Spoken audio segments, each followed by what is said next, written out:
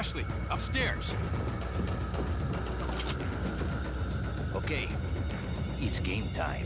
Hello, I'm Fast Lawyer. Today we are going to review Resident Evil 4 VR, a game released exclusively for the Oculus Quest 2 by developer Armature Studios on October 21st, 2021. It normally retails for $40 US. I bought it at that price. Resident Evil 4 VR is a remake of the 2005 classic by Capcom, originally released on the Nintendo GameCube. And while the game is mostly the same in this remake, the experience is vastly different in VR. The original was horror survival redefined. That meant that for the most part, combat was slow, the combat was tough, but remade in VR, it's become an action-packed adventure. So the experience is very different, but it's a refreshing new take on an old classic, and I have to admit, although there are some flaws in this experience, I immensely enjoy the new take on Resident Evil 4. It's different, but it's really good, and it's a must-buy if you have an Oculus Quest 2. This is probably the definitive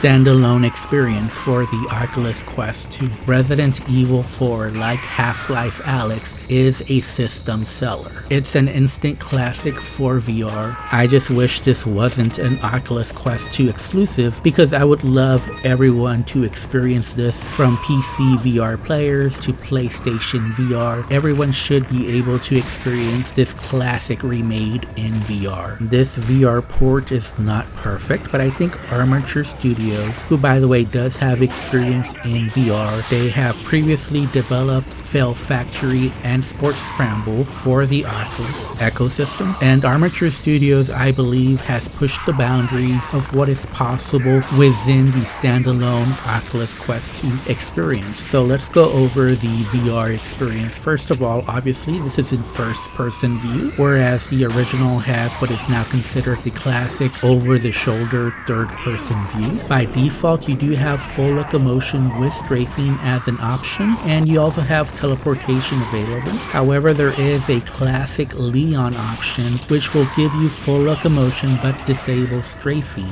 and it will also slow you down when pointing your laser at enemies. You can play the game standing or seated, and the game will automatically adjust to your position, but you can also manually adjust your height. You do have smooth and snap turning options, and you can also adjust the speed or angle of these turns. I believe that head steering is on by default, which means that you go forward in the direction that you're looking at. However, I turned that off because I prefer controller-based movement. There's also several comfort and immersive options available. For the weapons, I chose immersive, and you'll see that on the video, but there's also a selection system that's more similar to the classic game, and you'll basically use your joystick to rotate around and pick the weapon that you want. Now, the weapon handling in this game works surprisingly well, and you will be surprised at what you can do with the weapons or knife in your hand. It's got pretty decent physics, and there's some knife tricks or gun tricks that you can try. You can choose right or left dominant hand, and the gun holster system works pretty well.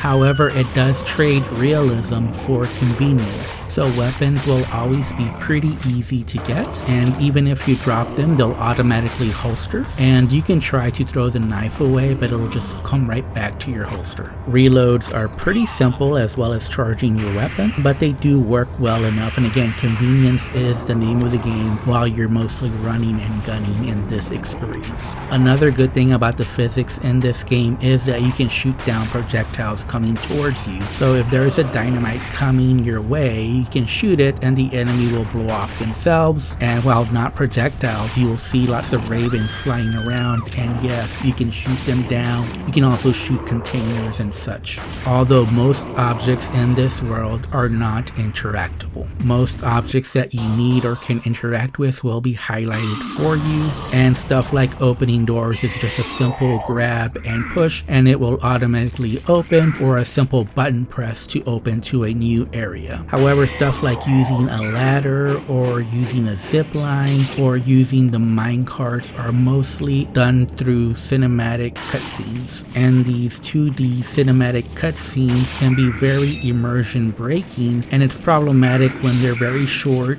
and they're very repetitive as well for actions that you'll repeat often, such as going up and down ladders. There's also QTEs, quick time events, during some of these cinematics, especially during boss fights, and they can also be very immersive breaking, although you can disable QTEs in these settings so that these scenes are simply cinematic only. The inventory system has been remade for VR, but it remains true to the original, so I spent probably an extra 2 hours in this game trying to fit everything that I had into these square pieces. It is pretty quick and convenient to do in VR though. Overall, I had a blast playing Resident Evil 4. When I first saw a gameplay video for this game, I thought the combat was not going to be good. I thought the game didn't look all that well in the gameplay footage that I saw, but this game does look absolutely beautiful in VR. The amount of detail in all the varied locations is very immersive. The particle effects, especially the fog, look really good. This game may be from 2005, but it has stood the test of time. This looks really good. Now, if you look very closely at some of the object items in VR, you will notice that some of the textures are very low textures, and the lighting isn't always great in some areas, but for the most part, my jaw was dropped on the floor with how beautiful this game looked in many areas. It really is astonishing,